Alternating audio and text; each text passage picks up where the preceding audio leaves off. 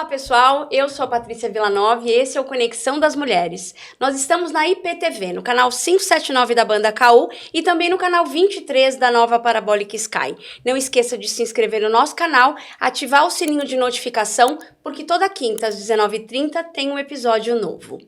E, como sempre falamos aqui, autoconhecimento é tudo na nossa vida. Não é mesmo, Luiz Gebara? Autoconhecimento é tudo. Prazer estar aqui com vocês. Prazer enorme te receber para falar sobre Medita, Projeto Medita, Atenção Plena, Mindfulness, que foi uma coisa que eu fiz e que foi um divisor de águas na minha vida, de fato. Sim. Me conta como surgiu o projeto e o que acontece lá dentro. Bom, o projeto surgiu quando eu iniciei as práticas de Mindfulness, né? Então, como praticante, eu comecei a fazer imersões e aí, depois disso, eu passei a fazer alguns cursos de formação, né? Que um deles é o MBHP, que é um protocolo, e esse protocolo a gente ensina as pessoas a fazerem. Então, a partir daí, eu comecei a ter grupos, né, de pessoas fazendo esses protocolos junto comigo. E aí eu atendia num espaço, na época eu era acupunturista, aí eu atendia num espaço já, e esse espaço virou o Espaço Medita, onde a gente tinha grupos de mindfulness e grupos também de trabalhos, outros tipos de consciência. Então a gente fazia encontros semanais com práticas meditativas, mas para também trocar ideias sobre como as pessoas se sentiam, o que elas sentiam dos sentimentos, de emoções. Terapia em grupo, como se fosse uma grande terapia em grupo. Como se fosse uma terapia em grupo. Era uma troca bem salutar e a gente aprendia muito junto com isso, né? Além dos tratamentos de acupuntura que também eu continuei fazendo na época, né? Voltando um pouquinho, para quem não sabe o que é Mindfulness, vamos dar uma explicação rápida aqui? Bora. Mindfulness, ele é um estado de presença, é uma palavra em inglês que não tem uma tradução muito certa para o português, a gente usa atenção plena, mas ele é mais que isso, né? Ele é uma proposta de consciência, na verdade ele é a consciência da consciência, é uma coisa em movimento. Então é um estado de presença inerente à nossa condição humana. Então quando a gente... É uma coisa simples que eu sempre falo, assim, presta atenção no dedão do pé ou em alguma parte do seu corpo. Se você consegue ou traz essa atenção para lá e sustenta essa atenção, esse é o estado mindfulness. E aí esse estado a gente trabalha com algumas técnicas meditativas. E a gente trabalhando esse estado de atenção, de sustentar a atenção, né, dessa inteligência atencional, a gente abre espaço para uma melhor qualidade de vida. Então diminui estresse, diminui ansiedade, aumenta a qualidade de vida, também por diminuição de reatividade, eu fico mais consciente e capaz de nortear os meus comportamentos de maneira funcional. Mesmo porque a gente está 95% do nosso tempo no piloto automático, né?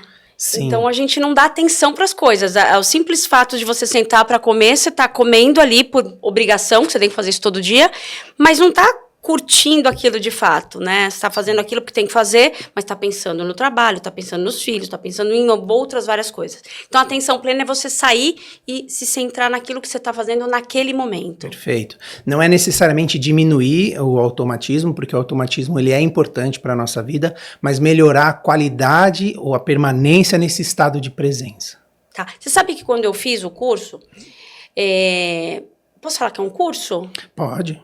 Quando eu fiz o Mindfulness, isso foi um divisor de águas na minha vida, foi em 2021 que eu fiz.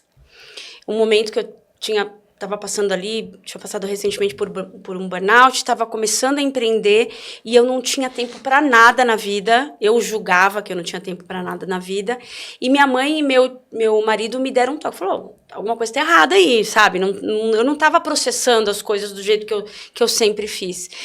E foi aí que eu entrei com a Dani nesse processo, né, com a minha instrutora na época, de autoconhecimento, e foi realmente um divisor. E eu lembro que na primeira aula, era uma aula em grupo, ela falou, tragam um pedaço de chocolate, que nós vamos iniciar a aula comendo, saboreando chocolate. Eu falei, nossa, adorei, né, adoro chocolate. Sim.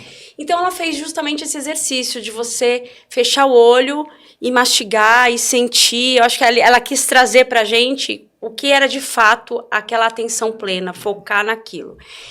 E eu me lembro que essa questão de atenção plena me trouxe me trouxe de volta, sabe? De eu poder fazer as coisas do jeito que eu sempre fiz, sem ficar... Porque as coisas vão surgindo, né? Você vai falando, vai fazendo, vai...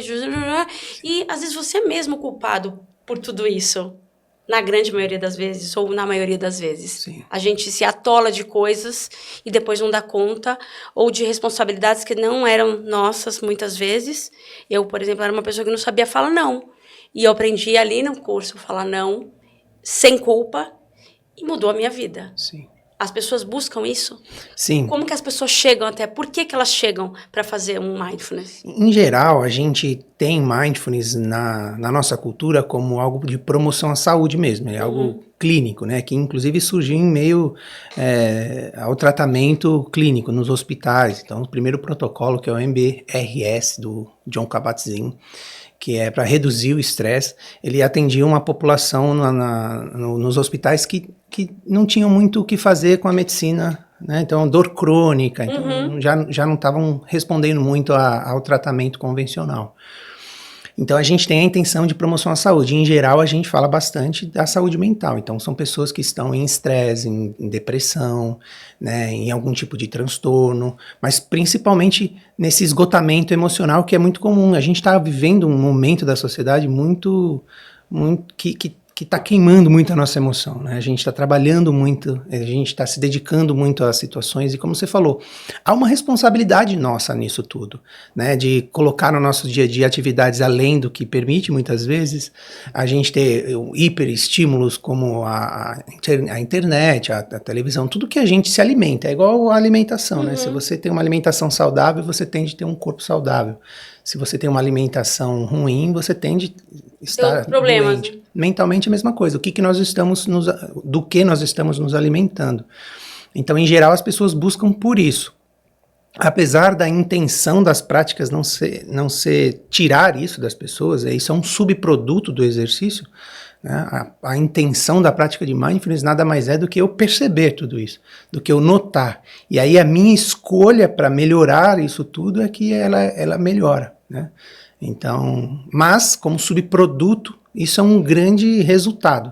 As pessoas diminuem a ansiedade, diminuem estresse, diminuem depressão, melhoram qualidade de vida, melhora a atenção, melhora os relacionamentos, melhora o trabalho social. Por quê? Porque traz mais presença. Enquanto eu saio dessa vida conturbada mentalmente, né, e consigo fazer a diferenciação entre o que é uma vida, o que é o estado mental para um estado sensorial, quer dizer, dos meus 5 sentidos, aquilo que eu estou fazendo, você falou do chocolate, né? A gente faz muito com a uva passa, é um trabalho puro dos 5 sentidos, a gente vai olhar... Mas é mais fácil a gente gostar de chocolate que uva passa, viu? É que a uva passa, ela é melhor, sabe por quê? Porque ela não derrete, né? É verdade. O chocolate, você não consegue manusear ele muito bem, mas quando você põe na boca, ele já derrete. Eu gosto da uva passa por causa disso, e a uva passa tem pessoas que não gostam também. E aí aprende a lidar com aquela situação. E ela vai observar essa situação, sabe? Eu vou poder observar como sou eu diante do desconforto. Isso é uma das propostas também. Não é só ficar no gostosinho em si. Porque a vida da gente não é isso, né? Exatamente. A gente todo dia é posto à prova de coisas que a gente não quer lidar, mas precisa. Exatamente. A vida adulta é assim, né? A vida adulta é difícil, né? É difícil. As pessoas que chegam até ao Medita, chegam, assim, muitas vezes pela terapia, que você é psicólogo, chegam pela terapia e você... norteia essa pessoa para passar por uma prática de mindfulness, um processo de meditação, enfim, seja o que for. Por que eu pergunto isso? Porque a gente sabe que muitas vezes a pessoa está numa situação emergencial ali, que ela precisa de um psicólogo por uma situação específica. Existem as outras pessoas que usam a terapia como uma forma de conseguir lidar com as diversidades, e isso é uma coisa contínua, mas... não é uma coisa que é finita, né? Eu acho que você se olhar é uma coisa que você tem que estar em constante movimento nesse processo. Porque a gente vai se transformando ao longo da vida. Sim. Como que você acha que... em que momento da vida é que a gente tem que parar para pensar? Espera o corpo dar sinal de que algo tá errado aí? Sim. Como que é? Se fôssemos imaginar um mundo ideal. Olha, uma ótima pergunta essa. O mundo ideal seria, sem dúvida, a prevenção. Eu não esperar o meu corpo dar sinal, ou a minha vida dar sinal, né, para qualquer coisa. Eu sempre dou o exemplo também dos dentes, sabe? Imagina você ter que ir ao dentista só porque você Tá com dor de dente. tá com dor de dente. Ou você começar a escovar os dentes porque seus dentes começaram a apodrecer. Não faz o menor sentido, né? A gente fala sobre um tratamento preventivo, né? Onde a gente vai diminuir as chances da doença acontecer.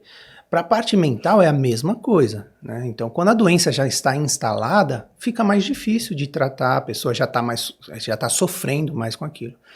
Então, o mundo ideal seria na parte preventiva, a gente ter isso como instrumentalização. Tanto os cursos de mindfulness ou as vivências de mindfulness, quanto as terapias. Hoje a gente vê a terapia não como um lugar que eu preciso buscar porque eu já estou doente ou porque eu preciso de alguma coisa, mas como algo que vai me instrumentalizar para melhorar naquilo que talvez eu estou defasado ou eu posso melhorar. Não que necessariamente eu esteja defasado, né? Então, trazer mais conteúdo emocional ou ferramenta para lidar com isso, reconhecer isso. Daí você perguntou de onde vêm as pessoas, né? A gente tem basicamente 2 caminhos. As pessoas que procuram as vivências, ou porque entram em contato com isso, ou porque sentem que estão no momento, então querem fazer um grupo, querem fazer uma vivência, querem fazer um retiro, querem fazer um trabalho no Medita em si, ou por terapia, que hoje em dia é o caminho que mais entra no Medita é por terapia. Pessoas que procuram a terapia e na terapia, então eu sou especialista nas TCCs, né, então terapia cognitiva comportamental, já nas terapias de terceira geração, que a gente chama, que são terapias de terceira geração que trabalham com esse processo da consciência. A que eu sou especialista também chama ACT, que é terapia de aceitação e compromisso, onde mindfulness é a base disso. Então, terapeuticamente falando, a gente tem mindfulness como instrumento. Então, eu uso em quase todas as sessões um pouco de mindfulness. Então, iniciar a sessão fazendo uma respiração, uma pausa breve, ou clientes que estão com dificuldade de perceber o corpo, né? Então, naquela fala muito rápida e saindo do processo sensorial, lembra que eu falei no começo? Então, o primeiro exercício, assim, é o que eu falo para todo mundo. Procure diferenciar o estado mental do estado sensorial. Isso, se você conseguir fazer isso, e todo mundo pode fazer isso, já é um grande ganho. Olha, eu estou pensando sobre, eu estou na experiência mental, ou eu estou na experiência sensorial. Isso já é um grande ganho. E às vezes na terapia a pessoa só está aqui, ó, na experiência mental, contando a história dela, parece que ela está num looping. E entra mesmo, a gente chama isso de looping mesmo. E às vezes eu pergunto, como é que está seu corpo agora? Isso é mindfulness. A pessoa volta para si. Não é nem necessariamente uma técnica que eu vou aplicar ali, né? Uma prática em si. Ela para e fala, ué, como assim? Como assim? Não sei. Falei, sente o seu corpo, como é que tá o seu corpo agora? Né, você consegue sentir suas mãos, você consegue sentir suas pernas? Consigo. Você nota a sua musculatura? Tô percebendo que tá um pouco tensa. Então vamos olhar um pouco para isso, vamos fechar um olho um pouquinho, vamos respirar com atenção. E aí eu faço assim com a pessoa. Nisso ela sai do estado mental e vem para cá. Quando a gente volta à terapia, que é um processo cognitivo, ela volta com mais consciência.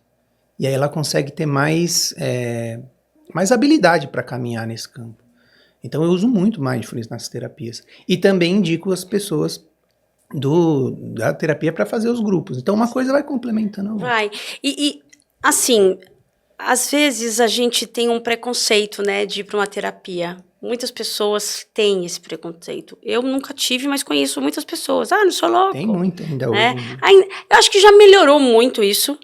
Acredito que já tenha melhorado muito. A gente, tanto é que tem várias empresas, várias pessoas que já falam sobre o assunto da saúde mental, da segurança psicológica, enfim.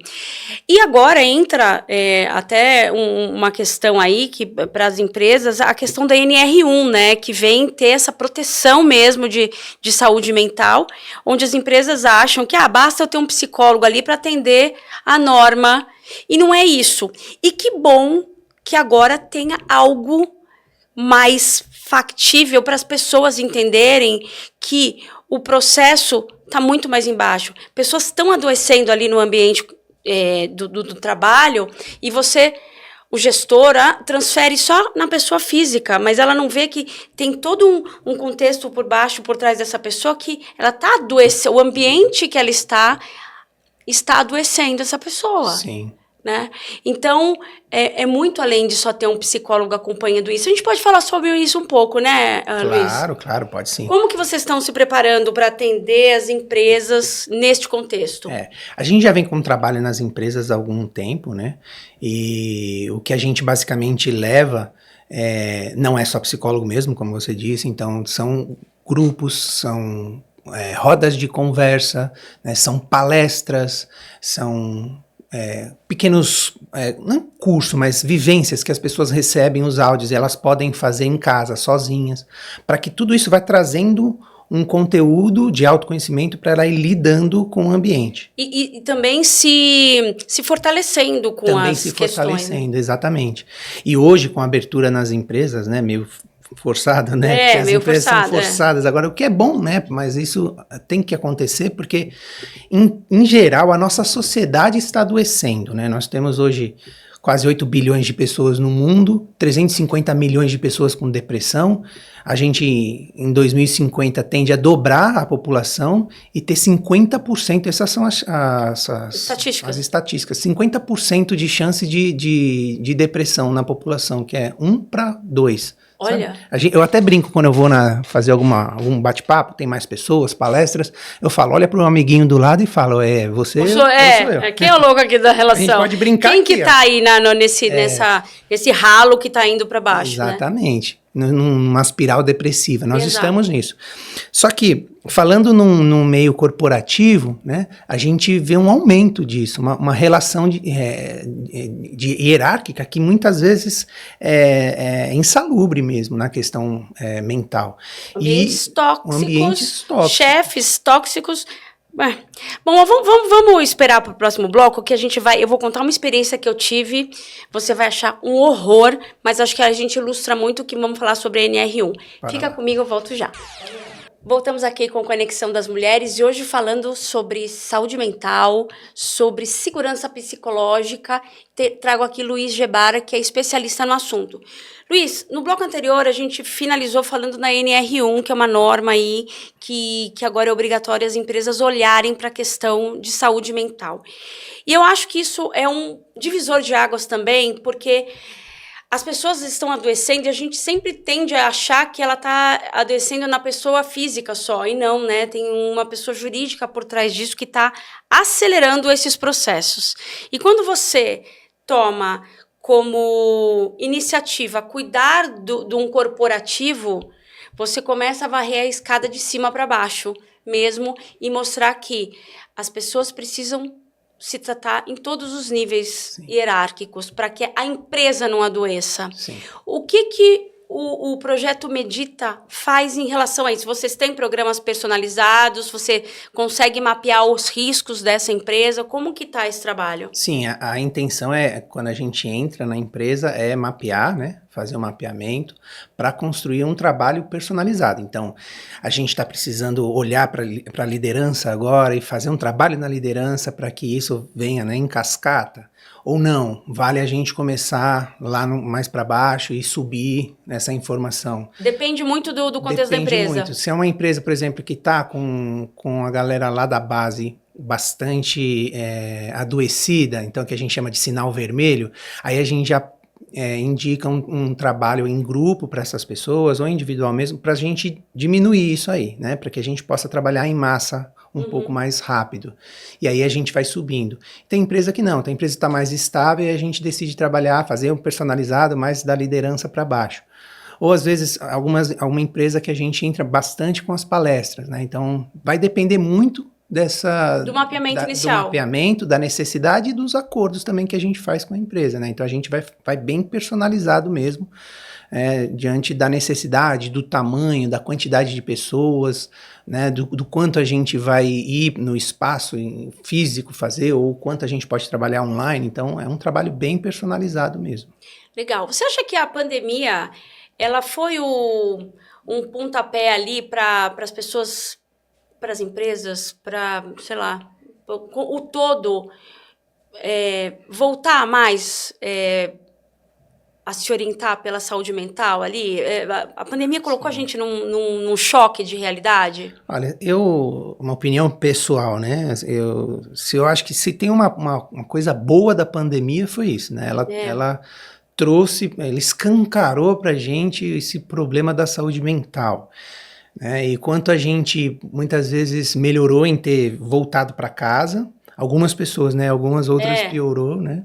Mas algumas outras pioraram, perdão. Mas a gente está falando sobre percepção. Então a pandemia escancarou isso, escancarou. E de fato isso foi para as empresas, porque as empresas elas acabam representando a nossa sociedade. Hoje é o maior, né, onde a maior população está. Se a gente pega a população de São Paulo, tem uma grande parte da população que trabalha no ambiente corporativo. Então, você passa a maior parte do seu tempo dentro da empresa. Você passa a maior parte do seu tempo. Então, de fato, isso escancarou. Além do trabalho também online, né? Que também as pessoas vêm trabalhando mais, né? Era o que deveria ser um trabalho. Tem a qualidade de vida ali, de você não precisar pegar o serviço, o transporte público, aquele negócio do tempo, mas as pessoas transferiram esse tempo que ela passava no para trabalhar ainda mais. Aumentou a cobrança, diminuiu o tempo de almoço, né? Aumentaram as reuniões, então que aumenta também o estresse ali gerado. Sem dúvida. Então tudo isso a gente vem observando também, trabalhando para que a gente possa intervir em benefício da saúde mental. Tudo é questão de equilíbrio, né? Tudo é questão de equilíbrio, sem dúvida. Agora, vamos falar do Setembro Amarelo. Tá. Estamos ali, para quem não sabe, Setembro Amarelo é um mês que se trabalha a prevenção ao suicídio. Sim. Inclusive, um ponto só um parênteses aqui, o projeto nasceu aqui, o Conexão das Mulheres, lá em 2022, quando aconteceu, dentro de uma grande escola aqui em São Paulo, o suicídio de uma criança, uma adolescente, dentro da escola. E naquele momento, eu fazia terapia, tenho uma amiga que é dona de um instituto de terapia infantil, e aqueles grupos de mães bombando na internet, ai, que horror, que, né, culpa do pai, culpa da mãe, culpa da escola, né, todo achando culpado. Eu falei, gente, eu tinha participado de um podcast, vamos falar sobre isso num podcast? Vocês falam pela visão profissional, uma falando da terapia da família, outra falando da terapia infantil, e eu falando como uma mãe. Vamos falar sobre esse assunto? Vamos. E ali surgiu o projeto Conexão das Mulheres, onde... Como pode você pensar que uma adolescente de 12 anos, de 13 anos, pode passar por uma situação dessa? De quem é a culpa? De quem é a culpa, Luiz, quando a gente fala sobre isso? Sim. Bom, isso tem várias camadas, né? É difícil da gente achar uma culpa ou um responsável. Mas a gente precisa começar a entender que quando há um suicídio, há um sofrimento psicológico extremo. É um olhar mais amplo, né, de que a pessoa está passando por uma dor que ela não vê fim e que a cura para isso é tirar a própria vida. Mas o que leva a esse sofrimento, aí sim a gente tem várias coisas que podem interferir. A primeira coisa que a gente vai pensar é um transtorno instalado. Então já é uma dificuldade da pessoa em lidar com o conteúdo emocional dela. Então, por exemplo, né, a gente fala muito hoje sobre TDAH, o TEA, né? Toque, o TAB, que é o transtorno afetivo bipolar. Então, são transtornos que muitas vezes aumentam a velocidade do pensamento, a sensibilidade das coisas, as situações. Isso por si só, para essa pessoa viver num mundo que não está adaptado a isso, já é um grande sofrimento. E muitas vezes a família ou as pessoas que estão em volta, sem saber disso, não sabem lidar. Então não cuida, não dá pra identificar, né? Que há um transtorno instalado ali. Exatamente. Principalmente quando é algo invisível. Se a gente falar de um transtorno, por exemplo, um TEA, nível 1 de suporte, às vezes é invisível. Um TDAH, você vê no comportamento, a criança um pouco mais ativa, mas até aí, criança é assim, né? Você fala, sapeca, ou mimada. Uhum. Né? São transtornos invisíveis, então fica mais difícil de cuidar. E aí ele pode ser uma grande causa para uma criança, né? 12 anos é uma criança, né? Poder tirar a própria vida. Mas também de um adulto. E também sobre uma sociedade adoecida, né? Ou imatura, ignorante, porque nós somos ignorantes emocionalmente falando, né? Nós não aprendemos sobre as emoções. Não há um ensino disso nas nossas escolas, na nossa família. Fala assim, o que você sente? Eu tenho um filho de 7 anos, né? Às vezes ele tá chorando, eu falo pra ele, o que você tá sentindo? Ele me olha assim, sabe? Uma coisa abstrata. E eu sei que é difícil pra ele responder isso, mas é um estímulo já pra ele. Né? O que eu tô sentindo? Né? Para ele parar e sentir. E ele desenvolver essa habilidade interna, né? Desse lugar mais interior, sozinho. Porque quem faz essa condução pra gente, senão a nossa própria experiência? Então, o que faltou pra gente, pros adultos hoje, instáveis ou ignorantes, emotivamente falando, é alguém ensinando ou nos dando a possibilidade de sentir. Que é isso que a gente faz na terapia, ou que é isso que a gente busca nesses cursos, né? É aprender, mas a gente está atrasado, a gente deveria aprender isso desde pequeno. Mas a gente, humanidade, né? Não é o Brasil propriamente dito. Humanidade. Tem um livro, você deve conhecer, chama Emocionário, para crianças. Você conhece esse livro? Não. Nossa, é incrível. Ele fala dos sentimentos. O que é o amor, o que é a paixão, o que é o sofrimento, o que é... São vários sentimentos para a criança ler. É isso que eu estou sentindo. Sim. Que às vezes ela não consegue expressar aquilo. Um aprendizado, Um aprendizado, é muito legal. Você falou da humanidade, talvez eu mudaria um pouco só para o ocidental, né? Porque algumas partes do oriental, eles trabalham um pouco mais isso, né? Então, algumas partes, por exemplo, o Tibete, né? Até das tradições budistas, eles trabalham a mente e o conteúdo interior um pouco mais, né? Do que nós. Os ocidentais, nós somos mais tecnológicos. E são coisas importantes também. A gente desenvolveu outras coisas. Hoje em dia a gente vê isso juntando, mas eu acho que é uma população que trabalha um pouco mais sobre isso. Eles têm um pouco mais de... Você falou que nós somos tecnológicos. Eu li alguma coisa que falou assim, que o nosso cérebro, ele é analógico, ele não é digital. E estava falando, essa reportagem estava falando exatamente sobre a inteligência artificial, que a partir do momento que você transfere para IA muitas coisas do que você faz, o seu cérebro meio que vai atrofiando. Isso é verdade?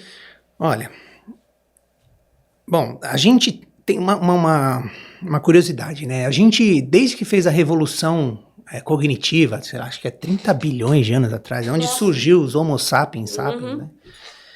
O que as pesquisas mostram, né, os estudos, que a gente não evoluiu nada, biologicamente falando. Meu Deus do céu! Se pega os homens da caverna e a gente hoje é a mesma coisa. Não tem evolução, né, não tem nenhum traço de evolução. O que evoluiu muito rápido foi a tecnologia. E isso, de fato, tem um impacto no nosso cérebro. Atrofiar é uma coisa mais difícil da gente falar, mas que a gente vai perdendo capacidades, habilidades... Sem dúvida, se você pegar na nossa época, acho que a gente é da mesma época, que a gente decorava os telefones... Imagina, hoje não sabe nada, né? A gente não sabe mais nada, né? A gente decorava. Então, quanto mais facilidade, a gente tem as faculdades mentais que não vão ser trabalhadas. Então, a gente vai perdendo habilidade ou até mesmo, talvez, capacidade disso. E isso pode gerar, sim, talvez alguma atrofia, não sei, estou falando aqui solto, mas perder capacidade ou perder habilidade, com certeza. Que louco isso, né? Muito Você sabe que esse dia eu fiz um curso e precisava escrever. Às vezes a gente acaba tendo até dificuldade, né, de escrever, porque tudo a gente está aqui digitando, coisas simples da vida que a gente fazia, que a gente está deixando de fazer agora, que é sinal de evolução, né? Sim. Nem sempre positiva, mas evolução. A gente vai precisar se adaptar. O que a gente estimula do nosso cérebro hoje em relação à nossa condição. Então, hoje a gente pergunta tudo para IA. Né? Não sei você, mas eu já trabalho bastante com a IA. Eu trabalho bastante também. Até mesmo como psicólogo, às vezes eu estou estudando um caso, eu uso muito a IA para me ajudar, que técnica eu posso usar, qual é o autor que eu posso ler, né? Me ajuda para nortear. E aí é lógico que aí vem o segundo passo. Então eu me coloco à disposição de estudar o texto que a IA me trouxe. Se é real, se é factível, para ter o seu julgamento sobre o negócio também, né? Você é um profundo conhecedor do assunto. Então se vier qualquer asneira ali, você fala, opa... Exato, porque ela entrega errado. Agora, o nosso receio é como as novas gerações vão lidar com isso, né? Porque elas não tiveram essa oportunidade, então esse é um medo. Então, a gente precisa desenvolver ferramentas de estímulo para que essas pessoas continuem a estimular essa parte que é analógica do corpo mesmo. Então, o exercício físico, principalmente o exercício físico, né? As práticas meditativas podem ajudar muito, essa relação social, nós somos seres sociáveis, né? A relação social é muito importante pra gente, essa coisa de, eu vivo sozinho, muito bem. Mentira. Mentira, a gente não consegue viver sozinho. Tem pessoas que curam depressão ou melhoram muito só de melhorar o relacionamento social. É muito importante pra gente a troca, a pele, a fala, né? E também analisar o ambiente que você está inserido, porque eu acho que isso, principalmente quando a gente fala em mundo corporativo, quando você começa a adoecer decorrente do ambiente que te cerca, isso é um ponto de muita atenção. Sim. E por isso que a gente tem que estar com o nosso senso crítico de autoconhecimento muito ali aguçado, né? Sim, porque a parte social, ela constrói, mas ela também pode destruir. Se a gente está num meio que está trazendo medo, insegurança pra gente, é isso que a gente vai viver. A tal da segurança psicológica que a gente fala aqui. Fica comigo, o papo tá ótimo e a gente volta já. Voltamos aqui com Conexão das Mulheres. Eu sou a Patrícia Villanova e hoje recebo o Luiz Gebara, psicólogo, especialista em mindfulness, e nós estamos avaliando o cérebro. Certo. Saúde mental, autoconhecimento. É isso, a gente tem que ter esse autoconhecimento, o controle. A gente nunca vai ter 100%. Nunca vai ter 100%, porque, inclusive, uma das premissas para mindfulness é a visão de iniciante, né? Que a gente fala, né? Que é você tá sempre com uma visão que você tá começando, para não cair na armadilha de que você sabe ou sabe mais do que você imagina. Então, visão de iniciante, né? Postura de iniciante. E na questão da psicologia, é uma busca pela flexibilidade. Então, se a gente está flexibilizando o psicológico, a gente sempre vai trabalhar, porque se você para de trabalhar, você volta a ficar duro. Então, é um trabalho constante. Lento e contínuo. Contínuo. Constância, né? Como diz o professor lá da musculação, constância. Falando da nova geração, a gente estava falando que nosso cérebro é analógico. E essa galerinha, nós somos a última geração dos que não entrou no 100% no tecnológico, né? A gente é metade, não nasceu no tecnológico.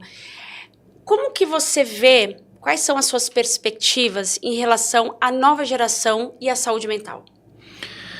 Olha, nós temos um grande desafio, né?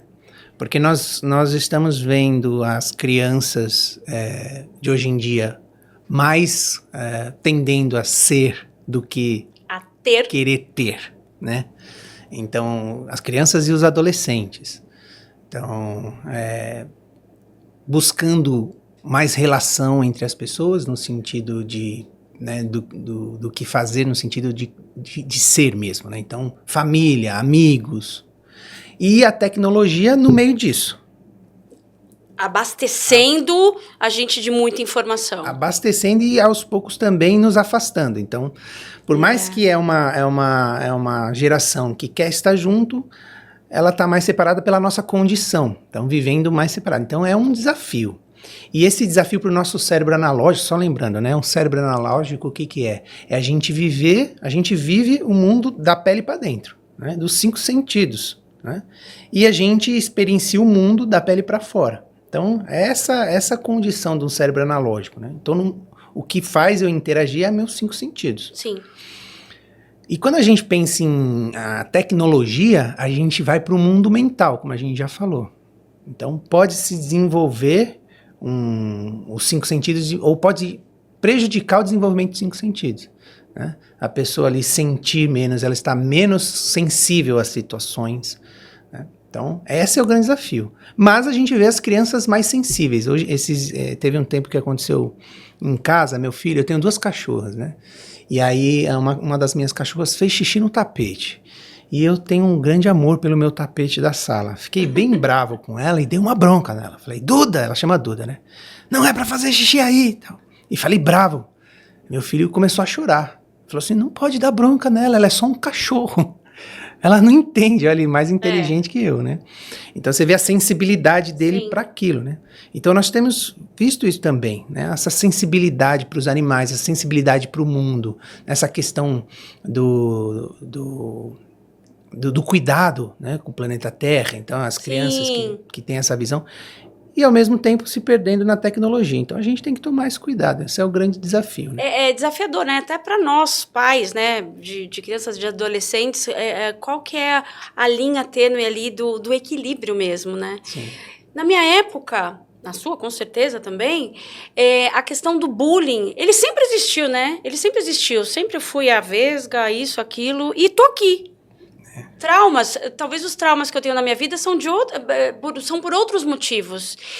E hoje, apesar desse envolvimento todo do ser, né, das crianças estarem numa outra pegada, tem muitos indícios de crueldade nas falas. E eu acho que muitas vezes está por conta do excesso de informação, dessa luta pelo perfeito, por o que está nas redes, né? Isso acaba denegrindo muitas vezes os pensamentos, e aí a gente, como pais, fica enlouquecido de saber o que eu faço agora. Sim. A criança, eu brinco que a criança, ela é um demoninho, né? Porque ela é muito... Ela é ela mesma. Então, se ela vê uma coisa diferente, ela vai apontar. O que não necessariamente é um bullying. A gente precisa ter os adultos ali para nortear as crianças. Mas eles, quando eu brinquei com o demonino, eles são como se fossem ruinzinhos. Porque pra a gente que é adulto, a gente tem esse discernimento. Não fale do corpinho do amigo, não ri. Então, ele é gordinho, ou é vesguinho, como você falou, é baixinho. As crianças fazem isso porque é natural para elas. Não tem uma maldade específica por trás. É natural que ela está enxergando. Né? Mas o excesso de informação, as telas e também muitas vezes uma relação de casa não salutar, né? Uma relação onde os pais repetem muito isso, né? Pode aumentar essa condição das crianças. E aí é o que a gente vê perceberem o ambiente, que a gente estava falando de percepção de ambiente. E aí, na minha opinião, é por isso que aumenta hoje o bullying, né? A gente tinha um bullying na escola antes que era mais nesse quesito que a gente falou, nessa condição que a gente falou inicialmente. Hoje não, tem esse a mais, né? Tem mais informação, tem mais envolvimento e tem uma questão egoísta mesmo ali envolvida, que vem das tradições familiares ali, que muitas vezes estão vivendo um meio tóxico também, os pais vivendo um meio tóxico. Muito louco, né? Porque o bullying era na hora do recreio ali, né? Na hora do intervalo, a briga acontecia, a porradaria quando precisava, tal, ficava naquele ambiente. Hoje não, né? Tudo vai pro WhatsApp, que vai pro Instagram, que vai para onde, e aí as crianças se perdem, aí entra nas depressões, no suicídio, e isso só vai contribuindo para que as coisas ruins também aconteçam. Então, para a gente finalizar aqui, Luiz, trazendo um pouco do contexto de tudo que você acredita, de tudo que você estudou, como que a gente pode dar algumas dicas aí para esse autoconhecimento? Qual é o pontapé inicial? Por onde eu começo? O que eu tenho que sentir meu corpo gritar? Basta uma vontade? Será que eu quero fazer terapia? Será que eu preciso de terapia? Às vezes a pessoa tem tanta dúvida que ela não sabe nem por onde começar e ela fica estagnada ali, parada.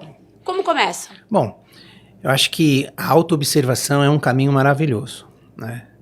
Na maioria das vezes a gente tem a maioria dos nossos pilares defasados. Então, a gente vai observar a nossa vida. Eu estou dormindo bem? Eu estou me alimentando bem? Eu pratico exercício minimamente falando? Eu tenho uma flexibilidade emocional que me dê uma relação social minimamente estável, né? E esses 4 pilares a gente já pode olhar. Então, você sabe, a pessoa não estou dormindo muito bem, não faço exercício, mais choro do que outra coisa, sabe? Ou não me alimento direito, tenho dificuldade nas relações. Algumas respostas eu já começo direciona. A ver. E aí a gente vai pensar, quando eu vou buscar? Aí é aquilo que a gente falou inicialmente. Prevenção é melhor, o mais rápido possível. Terapia, né, vai ajudar, vai te instrumentalizar para você melhorar isso, né? Ontem mesmo eu iniciei com um cliente novo que ele falou, tô bem na família, tô bem no trabalho, minha empresa tá indo super bem, mas tem horas que eu me sinto empacado, eu não consigo falar com um cliente, eu queria melhorar isso, Você vê, não tinha um grande problema, mas ele queria melhorar as relações dele, então ele foi para terapia. Então, é um olhar muito sensível, você olhar para si. E sincero consigo mesmo. E sincero consigo mesmo. É claro que é muito difícil a gente não achar nada hoje, como a gente falou. Claro. Né? A gente vai encontrar ali alguns traumas nossos, né, que carregam, então dificuldade em falar, alguns sentimentos, né? Por exemplo, eu pessoalmente, eu carrego muito um sentimento de incapacidade, né? Muitas vezes quando eu vou fazer alguma coisa, eu me sinto incapaz, me sinto inferior, sabe? E hoje, com autoconhecimento, eu consigo perceber isso, que é um gatilho, qualquer coisa que eu venho aqui falar com você, me sinto inferior, mas eu já não evito mais a situação. Por meio dessas ferramentas, eu consigo perceber isso e me movimentar em direção do que é importante para mim. Então, as ferramentas não necessariamente vão tirar esses conteúdos, porque eles são nossos. Mas te mostra como contornar. Te mostra como nortear, contornar. Porque a vida da gente, a gente não vai viver num casulo fechadinho ali. Quando a vida estiver acontecendo e estiver difícil, a gente não vai se enfiar no casulo ali e ficar lá dentro, né? A gente tem que encarar. Exato. É isso que a gente espera, que tenha uma vida minimamente saudável e produtiva. Que a gente, na ACT, a gente fala assim, construir uma vida significativa, sabe? Que tenha um significado. Isso que nos traz felicidade. Porque uma vida sem significado é uma vida que deprime. Que não traz propósito, né? Que perde o propósito, exato. Os valores. Você sabe que...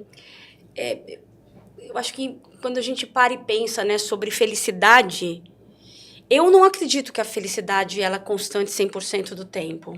Eu acredito que a nossa vida é feita de momentos felizes. E que bom, porque é isso que me faz correr atrás para que eu tenha mais momentos felizes, né?